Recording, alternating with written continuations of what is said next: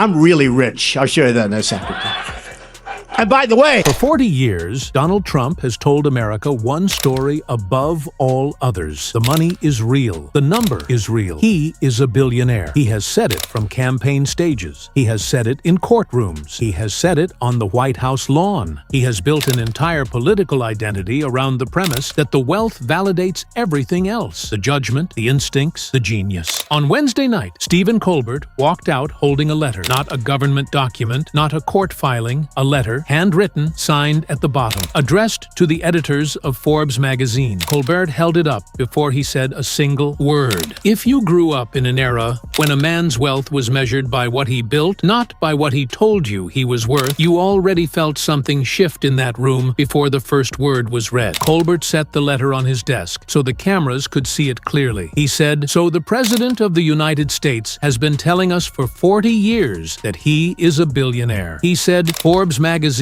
disagrees." He said, "And here is how we know that." He tapped the letter because he wrote to them about it. He began reading. The letter, addressed to the Forbes 400 research team, opened with Trump identifying himself as someone who had been, in his own words, treated very unfairly by the magazine's valuation process. He wrote that their estimates of his net worth were, quote, "extremely conservative and frankly embarrassing." He wrote that the true figure was many times higher than what Forbes had published. He asked, formally in writing, to be reconsidered for the list. Colbert set the page down. He looked at the audience. He said he wrote a letter to a magazine asking them to call him rich. The studio laughed, but it was the laugh that has an edge underneath it. The laugh of people hearing something that is funny and revealing at exactly the same time. Colbert picked the letter back up. He said, "But here is the part that is actually in the historical record." He said, "Forbes has been tracking Trump's net worth since 1982. In 1982, they listed him at $100 million.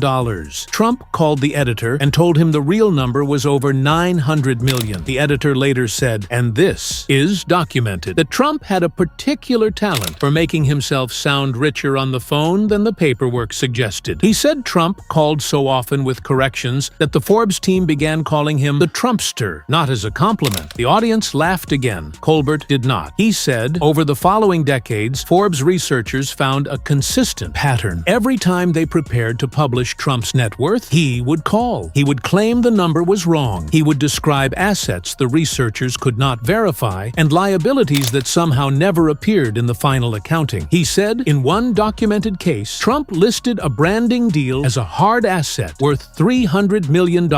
Forbes valued it at $60 million. Trump wrote them a letter. He held the letter up one final time. He said, "This letter is not the behavior of a billionaire." He set it down carefully. He said, "Billionaires do not write letters to magazines asking to be recognized as billionaires." He paused. He said, "This is the behavior of a man who understood from very early on that the number itself was the product, not the buildings, not the deals, the number." The studio went completely still because it was not a punchline. It was the architecture of a 40-year strategy laid out in 2 sentences. Colbert closed the letter. He set it on the desk. The same way he had set Fred Trump's birth certificate down 3 weeks earlier. Neatly. "The way you file something that has just closed an argument," he said. He has never released his full financial records. Not during the campaign. Not during his presidency. Not now. The one document that would settle the question permanently. He has refused to produce for 40 years. But the letter, he said, he produced himself voluntarily. And it says everything the financial records would say, just in his own handwriting. Trump posted the next morning. He said his net worth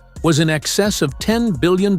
He said Forbes was a failing publication. He said Colbert had no talent and terrible ratings. He did not address the letter. He did not explain the phone calls. He did not release the financial records. The letter was still on Colbert's desk, signed at the bottom, in his own hand. Subscribe to the narrative brief and turn on notifications. He said billionaire for 40 years. The letter said otherwise. We make sure it stays on the record. The patterns repeat. We slow them down.